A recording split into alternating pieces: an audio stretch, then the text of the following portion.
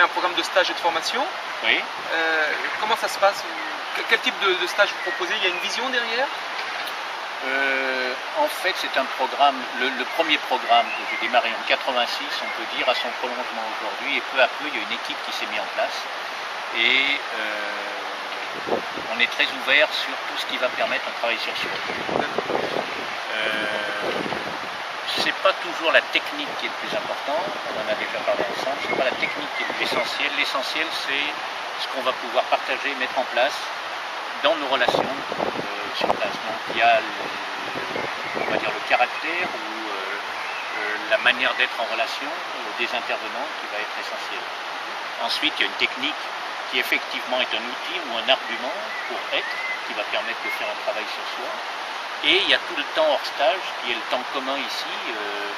Les stagiaires sont en pension complète, donc il y a de bons moments à partager, à faire en salle, dans un travail de stage. Et puis il y a des bons moments à partager avec les autres groupes, puisqu'il y a plusieurs stages en même temps.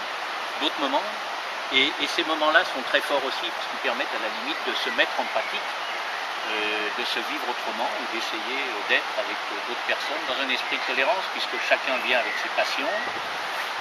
Les intervenants sont très différents les uns des autres, les participants aussi, et c'est assez agréable d'avoir à partager avec des gens de tous horizons. Et alors il y a différentes méthodes, hein. Je regardais le programme, c'est très complet. Vous avez du tantra, de la danse, qu'est-ce que j'ai vu d'autre? Des ateliers de développement personnel, yoga.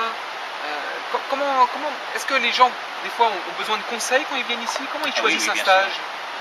C'est toujours une grande question. Alors, il y a tout type de public, c'est pas les gens en général. Il y a ceux qui savent, qui voient un programme, qui, à partir d'une photo, à partir d'un texte ou à partir d'un besoin qu'ils ont pu identifier, savent choisir. Il y en a d'autres qui sont en train d'essayer, il y en a d'autres qui découvrent. Donc, ils nous téléphonent, ils nous posent des questions et on essaie d'y répondre le mieux possible. N'importe comment, notre rôle, ce n'est pas de choisir à la place de quelqu'un. C'est de lui donner des informations qui sont complémentaires par rapport à un texte papier ou un texte sur le site. Et c'est de l'aider à faire émerger son choix. Qu'est-ce qui répond aux besoins? Qu'est-ce qui répond aux besoins de la personne à ce moment-là? Et il y a très peu d'erreurs en fait. Je suis toujours étonné. On laisse la possibilité jusqu'au dernier moment, c'est-à-dire l'été, les stages commencent, les arrivées se font le dimanche soir. Jusqu'au dernier moment, tout le monde peut changer et dire non, je prends un autre stage, je me suis trompé, je prends un autre stage. Il n'y a pas de raison, on doit choisir. Mais une fois qu'on a choisi, il faut y aller, quoi. Il ne faut pas rester dans le doute, il faut faire son stage et en tirer les conclusions. Donc, une fois que le stage a commencé, il a vraiment commencé. Mais jusqu'au dimanche soir, tout le monde peut changer. Dans les fêtes, sur un été, il y a personne qui change des fois, ou 2-3 personnes, ou personne même souvent.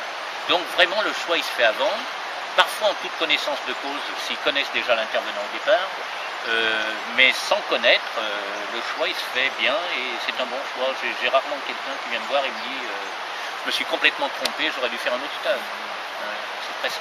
Alors, les participants aussi, quand ils viennent ici, il y a une piscine qui est là-bas, il y a la cafétéria, il y a la rivière. Donc les gens viennent aussi se ressourcer simplement. Est-ce qu'on peut venir sans faire de stage? Alors, on peut venir sans faire de stage si l'on sait que c'est un lieu effectivement qui a une particularité, c'est-à-dire on est là pour se connaître dans un état d'esprit qui n'est pas un état d'esprit, c'est pas un village vacances. Donc dans la mesure où on le sait, oui, on peut venir sans faire de stage. Là aussi, dans les fêtes, si je regarde l'été, presque personne vient avec une demande d'être simplement présent. Tout le monde vient vraiment parce qu'il y a une proposition de stage pour faire un stage, parfois pour accompagner son mari, sa femme, donc vient, ou avec ses enfants éventuellement. Si l'un des deux n'est pas intéressé par un stage, il ne fait pas de stage, il reste ici. Voilà, donc pour plus d'informations, c'est sur Internet, hein, sur le site d'Existence qui est très simple, www.existence.fr. Et on peut visiter aussi les jardins intérieurs sur lesjardinsintérieurs.com. Merci Gérard. De rien. Je voulais te dire autre chose tout à l'heure qui m'est revenu en discutant. Tu me disais qu'est-ce qu'on faisait avant ici. Avant, au début, c'était une magnanerie. C'est-à-dire, bon, on avant le cultivait centre de du verre à vacances. soie. Voilà, on cultivait des verres à soie. Ah, mais j'ai senti qu'il y avait autre chose que... Et j'ai l'habitude de dire qu'en fait, on continue de travailler sur soi. C'est Ah. toujours la même chose. On a continué la tradition, tu vois, donc on fait du travail Alors sur ça, c'était il soi. y a combien de temps? Là, il y a une centaine d'années. Et est-ce qu'ils utilisaient la rivière pour ça? Ben, ils utilisaient l'eau du canal qui longe les bâtiments et qui passe sous les bâtiments pour alimenter une pompe qui produisait l'électricité pour les machines qui étaient dans la salle de restaurant, là, dans les parties voûtées de la salle de restaurant.